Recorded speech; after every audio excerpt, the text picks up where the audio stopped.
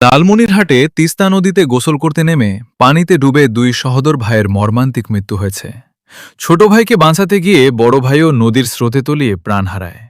নিহতরা হলেন রাজপুর ইউনিয়নের মারাইরহাট গ্রামের রেজাউল ইসলামের বড় ছেলে শিফাত 18 ও ছোট ছেলে স্বচ্ছ 14। একসঙ্গে দুই সন্তানের এমন অকাল মৃত্যুর ঘটনায় পরিবারসহ পুরো এলাকায় শোকের ছায়া নেমে এসেছে। স্থানীয় ও পারিবারিক সূত্রে জানা যায়, শনিবার দুপুরে দুই ভাই তিস্তা নদীতে গোসল করতে নামে। এক পর্যায়ে ছোট ভাই স্বচ্ছ নদীর তীব্র স্রোতে তলিয়ে যেতে থাকে। তাকে বাঁচাতে বড় ভাই শিফাত তাৎক্ষণিকভাবে নদীতে ঝাঁপ দেয়, কিন্তু প্রবল স্রোতের কারণে শেষ পর্যন্ত দুই ভাই নিখোঁজ হয়ে যায়। ওনার নাম হচ্ছে শিফাত, আর একটা নাম বলতে পারবো না। দুইজনেই ক্যান পাবলিকের ছাত্র, ক্যান পাবলিক স্কুলের ছাত্র, একজন ছাত্র।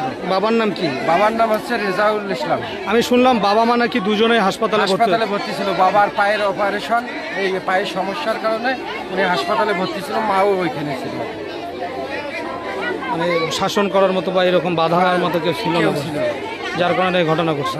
আপনারা মনে করতেছেন যে অবৈধভাবে যে বালু উত্তোলনের কারণে এই ঘটনা ঘটছে।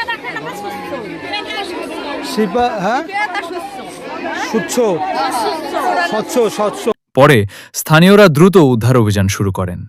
প্রায় আধা ঘন্টা পর নদী থেকে দুই ভাইকে অচেতন অবস্থায় উদ্ধার করা হয়। পরবর্তীতে তাদের লালমনিরহাট সদর হাসপাতালে নেওয়া হলে কর্তব্যরত চিকিৎসক দুইজনকেই মৃত ঘোষণা করেন। লালমনিরহাট সদর থানার ভারপ্রাপ্ত কর্মকর্তা জানান, ৯৯৯-এর মাধ্যমে খবর পেয়ে পুলিশ ঘটনাস্থলে যায় এবং আইনগত প্রক্রিয়া গ্রহণ করা হয়েছে। ডেস্ক রিপোর্ট, আজকের চোখ নিউজ।